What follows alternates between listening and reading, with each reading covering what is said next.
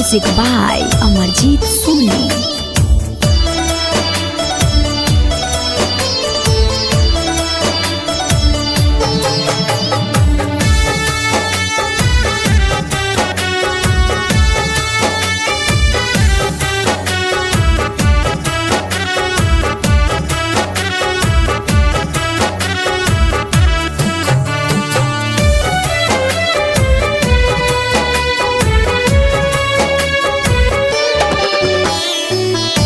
लेला तू जान हमार कहनाई बतिया,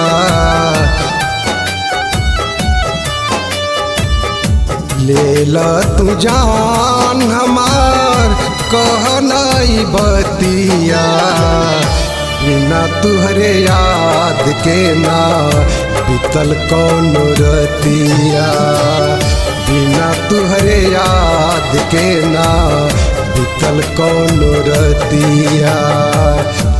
लेला तू जान हमार कहनाई बतिया, बिना तुहरे याद के ना बीतल कौन रतिया, बिना तुहरे याद के ना बीतल कौन रतिया।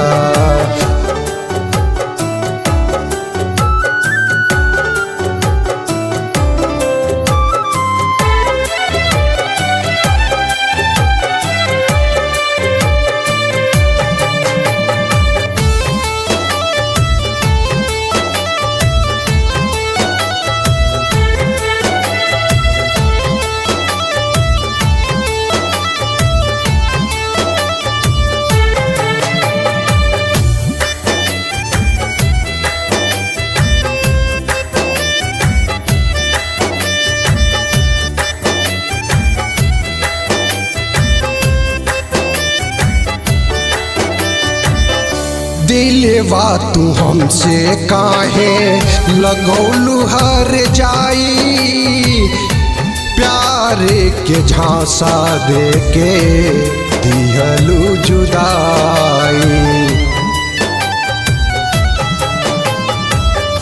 दिलवा तू हमसे काहे लगौलू हर जाई, प्यार के झांसा दे के दिहलू जुदाई। देके जात बाड़ू हमके विपतिया, बिना तुहरे याद के ना बीतल कौन रतिया, बिना तुहरे याद के ना बीतल कौन रतिया।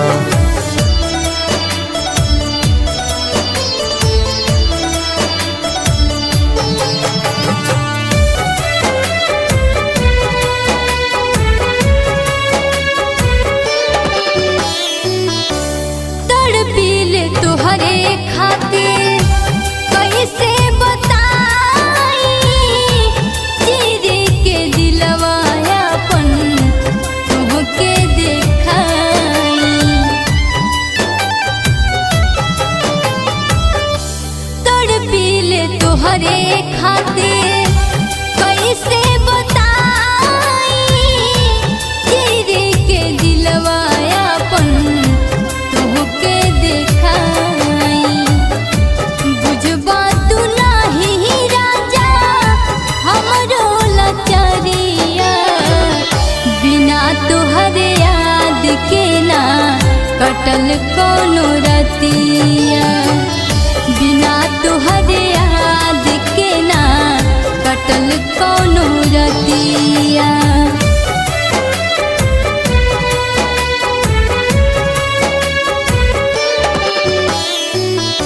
ऐसन दर्द दिहलू सही नाही पैबे, याद में तुहरे घुट के हम मर जइबे।